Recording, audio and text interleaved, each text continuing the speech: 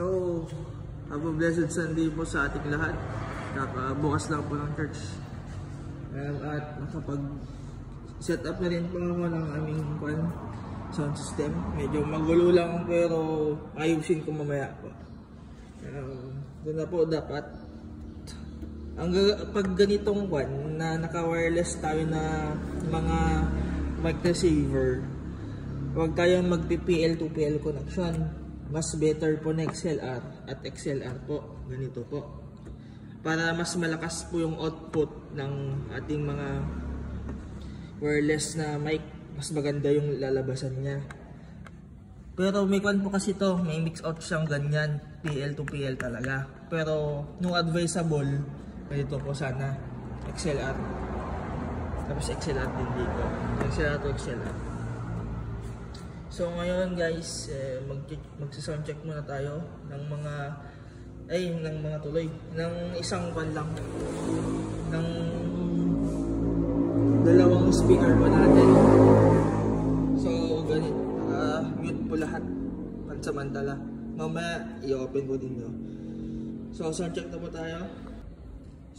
Before po tayo mag sound check, dapat always na naka 0 dB ito. 0 dB. Yan po, 0 dB. Tapos, ito po, lagay po muna natin sa pinakababa. Itong fader po natin, before natin itaas. Dapat, i-play po muna natin itong song dito sa my cellphone before natin itaas para hindi mabigla na sobrang lakas ng tunog. So, ito na po.